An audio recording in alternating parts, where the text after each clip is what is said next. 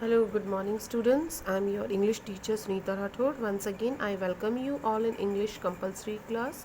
बेटा हमने हमारा जो है लेटर चल रहा था topic and yesterday I told you about the defective washing machine letter, how to write a replacement of defective washing machine letter. ठीक है, बिज़नेस कंप्लेंट्स कर रहे थे हम, जिसमें मैंने आपको डिफेक्टिव वॉशिंग मशीन के बारे में बताया. ठीक है, और ये देखिए आप कि किस किन चीज़ों का हमें ध्यान रखना चाहिए जब भी हम बिज़नेस कंप्लेंट्स करते हैं.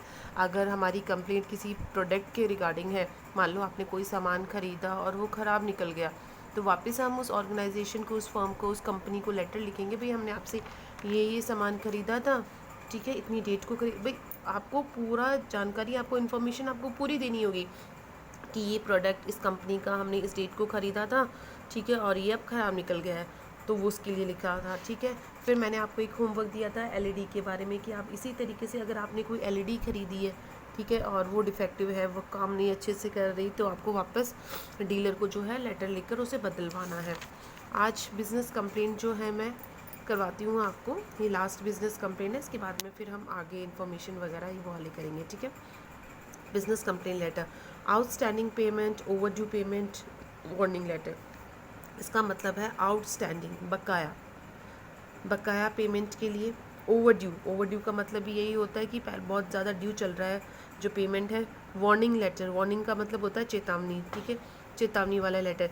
इसका मतलब ये है कि मान लो कि आपने किसी के साथ में बिज़नेस करा, ठीक है, उन्होंने आपसे उधार में या मान लो कि कम पैसे देकर और सामान ख़रीदा, तो उनका जो पेमेंट था वो बकाया है. उन्होंने आपसे कहा कि 1 महीने में, 15 दिन में आपको वो जो है पेमेंट कर देंगे, बट अभी तक उनका पेमेंट आया नहीं है. आपने बार बार उनको याद दिलाया कि आपका पेमेंट ड्यू है, लेकिन फिर भी आपका उन्होंने अभी तक पेमेंट पूरा नहीं करा है. तो उसके लिए हम ये जो लेटर लिखते हैं अगले कस्टमर को कि आपने हमारे साथ में इतने इतने पैसों आपके बकाया चल रहे हैं, हमने आपको बार बार याद भी दिलाया लेकिन आपका कोई रिस्पॉन्स नहीं आया, इसलिए आप इतनी तारीख तक या इतने दिनों के अंदर अंदर जो है आप अपना जो पैसा है वो दे दीजिए हमारा, नहीं तो हम आपके ख़िलाफ़ कोई कानूनी कार्रवाई करेंगे, कोई लीगल एक्शन करेंगे. ठीक है, तो ये बेटा बिज़नेस कंप्लेंट्स होती हैं. मतलब कि कोई भी, मान लो कि आपने किसी भी फर्म के साथ में करा है, ठीक है, बिज़नेस, और उसका मान लो कि 1 लाख रुपए का, 2 लाख रुपए का बिल जो है वो बकाया है, उन्होंने अभी तक जमा नहीं करवाया, तो आप अगले से कहेंगे ही ना कि सर आपने हमारे साथ में बिज़नेस करा था, इतने का आपका पैसा जो है अभी बकाया है, तो प्लीज़ आप जो है इतने दिनों के अंदर हमें पे कर दीजिए. ठीक है, अब देखो इसमें आपका फॉर्मेट सेम रहेगा. खुद का एड्रेस आ गया, receivers messrs and suppliers, Vishal corporation, MC road, Kota. Sender's address आ गया, डेट आ गई आपकी. अगले का रिसीवर एड्रेस आ गया, messrs and supplier, Sharma and sons, university road, Udaipur. आ गया अगले का एड्रेस. इसमें कभी भी एक चीज़ का ध्यान रख लेना, अब बिज़नेस कंप्लेन है, पेमेंट आउटस्टैंडिंग है, तो पेमेंट बेटा आपका घर का तो बकाया होगा नहीं, जहाँ से आप बिज़नेस करोगे वहीं से आपका पेमेंट जो है ड्यू रहेगा ना भाई. आप तो यहाँ पर हमेशा सेंडर्स एड्रेस जो होता है वो जहाँ से आप बिज़नेस कर रहे हो, आपकी कोई शॉप है तो यहाँ आपकी कोई शॉप का आएगा. मान लो यहाँ आपका जो है कोई फर्म है, कोई ऑर्गेनाइजेशन है, तो उसका आएगा हमेशा. ठीक है, तो यहाँ पर बिज़नेस का पता आएगा, जहाँ से आप बिज़नेस कर रहे हो उस चीज़ का एड्रेस आएगा. ठीक है बेटा, और अगले का भी बिज़नेस का ही एड्रेस आएगा, अगले का भी घर का नहीं आएगा. Subject final warning letter for outstanding payment. इसका मतलब है, आउटस्टैंडिंग का मतलब मैं फिर से बता रही हूँ, जो बकाया जो पेमेंट है उसके लिए आखिरी चेतावनी लेटर है, आखिरी बार लेटर दे रहे हैं. ठीक है, इसके बाद में अगर उन्होंने नहीं पैसा दिया तो उनके खिलाफ़ कोई जो है लीगल एक्शन लिया जाएगा.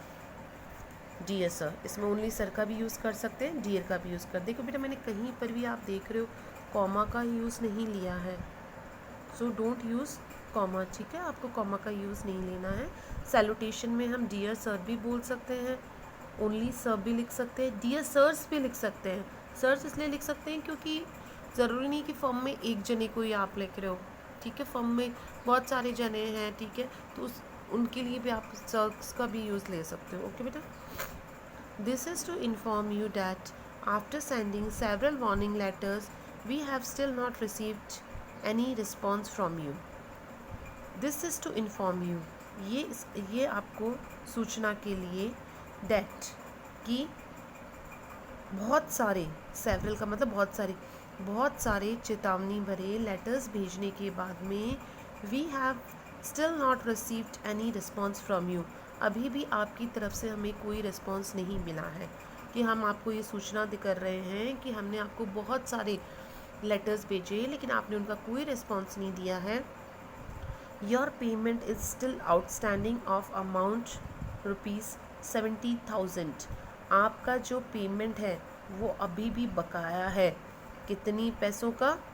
70,000 का। कि हमने आपको बार बार जो है वार्निंग लेटर्स भेजे बट आपने कोई भी रिस्पॉन्स नहीं दिया, आपका इतना पैसा बकाया है। आप अपने ओन वर्ड्स का यूज़ भी कर सकते हो, ठीक है, बट थोड़ी सी आपकी लैंग्वेज, अब बिज़नेस लेटर लिख रहे हो तो बेटा आपकी जो लैंग्वेज है वो थोड़ी सी बिजनेस वाली होनी चाहिए।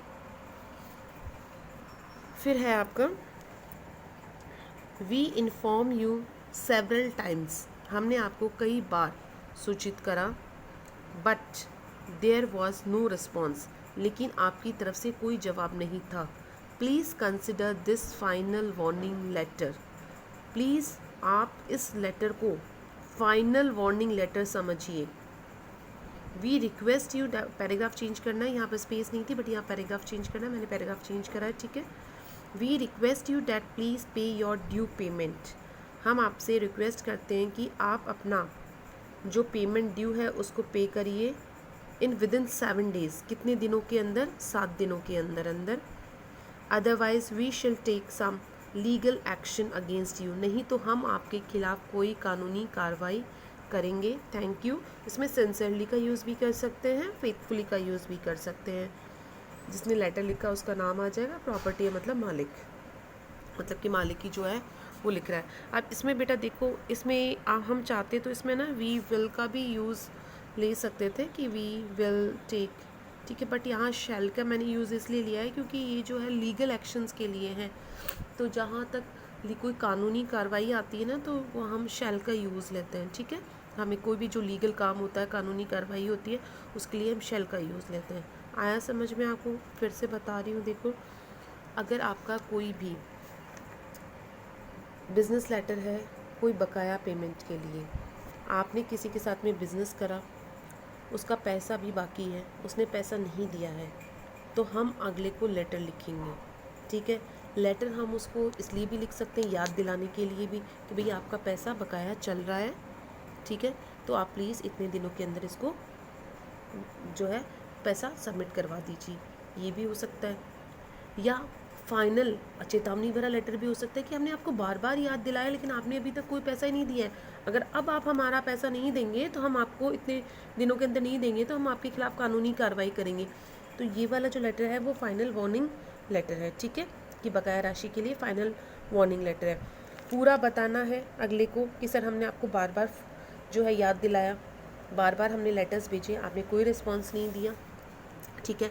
अब इसको आप फाइनल वार्निंग भरा लेटर समझिए, और अब आप इतने दिनों के अंदर कोई डेट भी दे सकते हो कि इस डेट तक पे कर दीजिए या इतने दिनों के अंदर पे कर दीजिए, नहीं तो हम आपके खिलाफ़ जो है कानूनी कार्रवाई करेंगे और आपका लेटर कंप्लीट हो जाता है। आया बेटा समझ में? फिर भी अगर आपको नहीं समझ में आता तो आप पूछिए, ठीक है। अब एक तो आपकी बिजनेस लेटर, कंप्लेन लेटर हो गया, डिफेक्टिव का बता दिया, कोई भी डिफेक्टिव प्रोडक्ट का। सेकंड मैंने आपको बताया कि कोई भी आपका पैसा जो है वो बाकी है उसके लिए। अब एक थर्ड मैं आपको बताती हूँ चेक बाउंस होने के लिए। बिजनेस कंप्लेंट ये भी तो होती है ना कि चेक भी तो बाउंस हो सकता है। चेक बाउंस का मतलब समझते हो कि बैंक में जो है पैसा नहीं है, उतना पैसा नहीं है, अगले ने चेक दिया, मान लो सपोज़ करो अगले ने चेक दिया 1 लाख रुपए का, ठीक है, आपने वो बैंक में चेक लगा दिया 1 लाख रुपए का, बट बैंक में तो 1 लाख रुपए थे ही नहीं, तो आपका चेक कैसे क्लियर होगा? नहीं होगा ना। तो आप अगले से कहोगे कि सर आपने जो चेक दिया था वो आपका चेक बाउंस हो गया है। किसकी वजह से बाउंस हुआ है? क्योंकि आपके बैंक में पैसा नहीं है, इसलिए अब हम इतनी डेट को वापस से चेक लगाएंगे, तो अपने बैंक में आप जो है पर्याप्त जो है सफिशिएंट जो है पैसा रखिए। इसके लिए भी अब इसकी थोड़ी सी लैंग्वेज जो है मैंने आपको मैं बता रही हूँ, इस तरीके से आप लिखोगे। बाकी लिखना आपको फॉर्मेट में है, फॉर्मेट आप यूज़ करना। मैं आपको बॉडी ऑफ द लेटर की थोड़ी सी आपको समझा रही हूँ, उस तरीके से आप बनाना, ठीक है। देखो चेक बाउंस का ये बॉडी ऑफ द लेटर इस तरीके से बनाओगे this letter is to inform you, इसी तरीके से शुरुआत करेंगे, that the payment made by your organisation to us date, कि आपने जो पेमेंट हमारी ऑर्गेनाइजेशन को दिया था इस डेट को इतने अमाउंट का, हैज़ बीन रिटर्न्ड, वो रिटर्न हो चुका है अमाउंट। अब इसमें टू अस डेट जाके ऑफ अमाउंट चेक बता देना, ठीक है, इतने का चेक ऑफ रुपीज़, यहाँ चेक ऑफ रुपीज़ देना, पैसे जहाँ मैंने ये फिल इन द ब्लैंक्स छोड़ी ना, तो यहाँ डेट डालना, यहाँ कितने रुपए का चेक था वो रुपए भरना, इसलिए मैंने यहाँ डैश लगाया, आप कुछ भी लिख सकते हो, ठीक है। Has been return due to insufficient fund in the bank account, वो चेक वापस से आ गया है, क्यों आ गया है, क्योंकि बैंक में इनसफिशिएंट अपर्याप्त पैसा था। पैराग्राफ चेंज करेंगे, छोटा सा तरीके से मैंने बताया, सिंपल सा वे से। So it is a request that please keep sufficient amount in your bank, इसलिए आपसे रिक्वेस्ट करी जाती है कि आप अपने बैंक में सफिशिएंट पर्याप्त पैसा रखिए। We will represent the cheque second time on, हम दोबारा से चेक लगाएंगे इस डेट को। आया समझ में? कहीं पर भी इस वाले लेटर में बेटा मैंने इसीलिए इस वाले लेटर में आप देखो मैंने कहीं भी ऑर्गेनाइजेशन का नाम नहीं लिखा है। वो इसलिए नहीं लिखा है क्योंकि अगर आपके एग्ज़ाम में कोई भी क्वेश्चन आए, किसी भी फॉर्म के लिए आए, बस उसका सब्जेक्ट चेक बाउंस का है कि आपको चेक बाउंस का लिखना है, तो आप इस तरीके से लिख सकते हो, आप याद कर सकते हो इस तरीके से। कुछ नहीं करना है, क्वेश्चन में अगर डेट आ जाए तो डेट डाल दो, जितने भी पैसों का आ जाए तो पैसे डाल दो, नहीं अपनी मर्ज़ी से डाल दो बस। बाकी तो देखो लैंग्वेज आपकी सेम रह सकती है, हर लेटर में आपकी लैंग्वेज कोई भी चेक बाउंस का आए आप इस तरीके से लिख सकते हो। कहीं पर भी ऐसी कोई इसके अंदर लिखने की लैंग्वेज नहीं है जिससे ये पता लगे कि पर्टिकुलर ये इसी क्वेश्चन के लिए है। आप किसी भी क्वेश्चन में ये चेक बाउंस का अगर कोई भी लेटर आ जाता है तो आप किसी भी क्वेश्चन के लिए ये वाली लैंग्वेज यूज़ में ले सकते हो।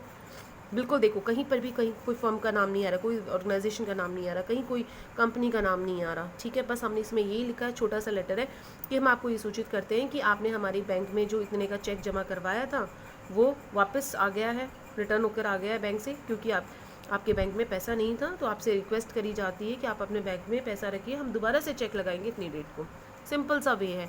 इसमें भी देख लो आप, कहीं पर भी मैंने कोई फर्म का नाम नहीं लिखा है, वो इसीलिए नहीं लिखा है ताकि आपको इजी गोइंग हो जाए कि आपको कोई भी लेटर आए किसी भी इस सब्जेक्ट पर आ गया, सिर्फ इस सब्जेक्ट पर आ गया, चाहे वो सेंडर्स एड्रेस रिसीवर एड्रेस कुछ भी दिया हुआ हो आपका, ठीक है, बट आपको बकाया राशि के लिए ही अगले को लेटर लिखना है, तो आप इस लैंग्वेज का यूज़ कर सकते हो। देखो सिंपल सी लैंग्वेज है, कहीं पर भी इस लैंग्वेज में मैंने कोई भी ऑर्गेनाइजेशन का नाम नहीं लिखा है। ऐसा नहीं है कि ये वाली लैंग्वेज आप केवल इसी क्वेश्चन के लिए यूज़ में ले सकते हो। इस सब्जेक्ट के लिए आपका वार्निंग लेटर के लिए चाहे कोई सा भी क्वेश्चन आए आप इस तरीके से लिख सकते हो, ठीक है। वैसे मैं आपको बताऊं इतने टफ़ जो क्वेश्चंस हैं वो आते नहीं हैं एग्ज़ाम में, इतने टफ़ वाले नहीं आते। बिज़नेस कंप्लेंट आपकी मेनली जो अभी तक जितने भी बोर्ड एग्ज़ाम्स में आई है वो आई है आपके डिफेक्टिव प्रोडक्ट के बारे में। जो डिफेक्टिव वाला तो बहुत इजी होता है, ठीक है, इतना जो है टिपिकल आता नहीं है, बट टिपिकल नहीं है ये, आपको समझना है बेटा। मैं चाहूँ तो आपको इजी करा सकती हूँ, मुझे कोई डिफ़िकल्टी नहीं है कराने में, ठीक है। हाँ ठीक है, आप आसान ईजीली आप समझ जाओगे, you will understand the easily, ठीक है। बट ये जो है इसमें आपको ये नहीं होना चाहिए कि हमें ये आता नहीं है, हमें मैम ने ये चीज़ करवाई नहीं है। I don't want to hear this one, ठीक है। मैं ये नहीं सुनना चाहती हूँ आप ये कहें किसी से कि मैम ने ये चीज़ तो हमें करवाई नहीं। आप कभी कोई सैम्पल पेपर में या कभी कहीं पर आप कोई क्वेश्चन देखो लेटर का, बिज़नेस कंप्लेंट का, और कहो मैम ये तो चेक बाउंस का आ गया, ये हम कैसे करेंगे, मैम ये तो है ना जो है इस तरीके की कंप्लेंट आ गई बिज़नेस, हम कैसे करेंगे। तो इसलिए मैं बेटा आपको सभी तरीके के लेटर्स करवा रही हूँ, अदरवाइज़ 2 दिन में 3 दिन में टॉपिक कंप्लीट हो सकता है, बट आप देख रहे हो हमारा टॉपिक 3 दिनों से चलता जा रहा है और आगे वाले 3 दिन भी चलेगा, ठीक है। तो इसीलिए मैं 1 वीक इसलिए ले रही हूँ इन चीज़ों को कि आप इजी से समझ जाओ, ठीक है। फिर भी अगर मैं बार बार बोल रही हूँ आपको, अगर आपको नहीं समझ में आता है बेटा यू कैन आस्क मी, आप मेरे से पूछ सकते हैं, डोंट गेट कन्फ्यूज़। मैं अभी बोल रही हूँ आपको, क्लास में भी आप मेरी आदत जानते हो, मैं चाहे आप मेरे से 10 बार पूछते हो, मैं कभी ये नहीं कहती हूँ कि आप मेरे से मत पूछो, मैं तो चाहती हूँ आप मेरे से पूछो, मैं ये नहीं कह रही हूँ आप मेरे से मत पूछो कि मैंने ये चीज़ करवा दी, ये चीज़ समझा दी और अब मैं आपको दोबारा से नहीं समझाऊंगी, नो, मैं ये कभी नहीं कहूँगी। आपको नहीं समझ में आता मेरे से पूछो। ये वाला जो लेटर था आपका ये देखो, इस तरीके के लेटर्स आपके आते हैं एग्ज़ाम में, ठीक है। बिज़नेस कंप्लेंट्स आपकी इस तरीके से आती है, जैसे इसमें तो वॉशिंग मशीन का हो गया, कोई एलईडी का आ सकता है, कोई रेफ्रिजरेटर का आ सकता है, लैपटॉप का आ सकता है, कंप्यूटर का आ सकता है कि आपने कोई सामान खरीदा। ये तो बहुत ईजी होता है, अगले को बता दो भाई इस कंपनी का हमने खरीदा था, इतनी डेट को खरीदा था, इतने साल की उसकी वारंटी है, अब इसमें ये समस्या आ रही है तो प्लीज़ आप इसको चेंज करवा दीजिए। इस तरीके के लेटर्स आते हैं, इस तरीके के अभी नहीं आए हैं, बट आपको आनी चाहिए, करना आपको आना चाहिए। इसीलिए मैंने देखो इसमें कहीं पर भी कोई ऐसी लैंग्वेज नहीं लिखी है ताकि आप कंफ्यूज हो जाओ। इसमें तो आपने अगर एक लेटर कर लिया इस तरीके का, इस तरीके के और से और लेटर आए तो आप सेम यही वाली लैंग्वेज यूज़ में ले सकते हो ना। कहीं पर भी आपको लग रहा है कि ऐसा मैंने कुछ लिखा है कि नहीं दूसरे लेटर में ये काम में नहीं आएगी ये लैंग्वेज, नहीं, इजीली काम में आएंगी, आप इजीली कर सकते हो। तो आपका होमवर्क आ जाइए बेटा, आप ये जो है चेक बाउंस का बॉडी ऑफ द लेटर में ये चीज़ जहाँ जहाँ मैंने डैश लगाए हैं तो जो उसमें आप जो है फिल कर और इसको कंप्लीट कर लीजिए। और पूरा फॉर्मेट के अंदर आपको जो है वो लिखना है। फिर भी अगर आपको नहीं समझ में आता है तो आप मेरे से पूछ सकते हो, चाहे हिंदी मीडियम के स्टूडेंट्स हैं, चाहे इंग्लिश मीडियम के स्टूडेंट्स हैं, चाहे कोई सी भी क्लास के हैं, ठीक है, आर्ट्स साइंस जो भी आपकी क्लास है, ठीक है, आप मेरे से पूछ सकते हो। अगर आप हिंदी मीडियम बच्चों को कोई प्रॉब्लम हो रही है, सेंटेंस बनाने में कोई प्रॉब्लम हो रही है, या फिर आपको कुछ समझ में नहीं आया है तो आप मेरे से पूछ सकते हो। But I think English medium students को तो समझ में आ रहा है, ठीक है, क्योंकि उनका मैं रिस्पांस देख रही हूँ, उनका रिस्पांस आ रहा है मेरे पास में, होमवर्क करके दे वो जो है मेरे को दिखा रहे हैं। थोड़ा सा हिंदी मीडियम का रिस्पांस नहीं है, सो प्लीज़ बेटा आपको लिखोगे आप ही, समझना आपको ही है। मैंने कल भी बोला था, इस वहम में मत रहो कि आपकी स्कूल खुलेगी और फिर आप लॉक करोगे। जब तक आपकी स्कूल खुलती है, मान लो कभी भी खुलती है, तो बेटा इतना टाइम तो आपका लॉस हो जाएगा ना। तो हम बोर्ड क्लासेस के लिए तो इतना वो नहीं कर सकते ना, इतना टाइम हम नहीं ख़राब कर सकते, तो आपका टाइम वगैरह नहीं ख़राब हो, इसीलिए तो हमने ये ऑनलाइन क्लासेस का वो है। और इसमें आपका क्या है, जो वीडियो सेंड हो रही है आपको, आप कभी भी जब भी आपको टाइम मिले आप देखो, खाली समय में बैठो करो, बार बार देखो ना। आपको एक बार मेरा वीडियो मान लो नहीं समझ में आया, मैंने अभी आपको वीडियो सेंड करा, आपको नहीं समझ में आया, कोई बात नहीं है, आप दोबारा से देख लो, दोबारा से उसे समझने की कोशिश करो। भाई समझोगी तभी तो पता लगेगा आपको कि क्या मैम ने करवाया है, क्या मैम ने नहीं करवाया है। जब तक आप खुद नहीं करोगे आपको नहीं समझ में आएगा, मेरा तो कहना यही है। अब कल मैं जो है आपको इन्फॉर्मेशन वगैरह वाले ये वाले लेटर्स करवा के कल बिज़नेस लेटर में आपको कंप्लीट कर दूँगी, ठीक है। तो और उसके बाद में मैं आपको जो है अगला जो हमारा लेटर आता है इसका जॉब लेटर वगैरह, ठीक है, तो जॉब लेटर्स वगैरह वो करवाऊँगी, ठीक है। फिर मैं आपको क्वेश्चन दूँगी, मैं आपका टेस्ट दूँगी, ठीक है। जैसे ही मैं अभी भी बोल रही हूँ, जैसे ही आपका ये लेटर का क्वेश्चन कंप्लीट हो जाता है मैं आपका लेटर का टेस्ट लूँगी, ठीक है, जो कि आपको मुझे देना है, ठीक है, ऑनलाइन टेस्ट होगा आपका और ये फिर आपको करना है। तो प्लीज़ बेटा इसीलिए मैं बोल रही हूँ, आपको नहीं समझ में आता है आप मेरे से पूछिए।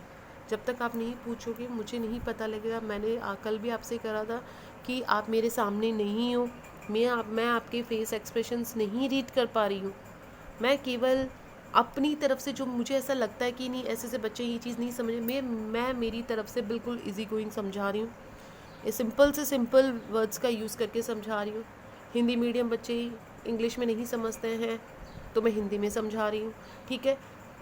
तो आपकी कन्वीनियंस के अकॉर्डिंग मैं तो चल रही हूँ, बट मुझे नहीं पता चल रहा है कि किन बच्चों को समझ में आ रहा है, किन को नहीं आ रहा है। तो ये तो आप मुझे बताएंगे ना कि आपको समझ में आ रहा है या नहीं आ रहा। तो आप मुझे कॉल करके बताइए कि मैम आप जो समझा रहे हो मुझे समझ में आ रहा है या मुझे नहीं आ रहा। तो ये एक तरीके से ये भी आपका होमवर्क है। आप सभी स्टूडेंट्स मेरे को एक बार कॉल कर बेटा आप अपना रिस्पॉन्स दीजिए मुझे, ठीक है। मैं आपको कॉल करूँगी, आपके पेरेंट्स उठाते हैं कभी, किसी का फ़ोन है, ठीक है, तो आप मुझे एक बार कॉल करके अपना रिस्पॉन्स बताइए कि आपको जो मैं बता रही हूँ समझ में आ रहा है या नहीं आ रहा, ठीक है। आपको कहाँ कुछ कमी लग रही है, क्या चीज़ है जो आप नहीं समझ पा रहे हो, बताना आप ही को पड़ेगा।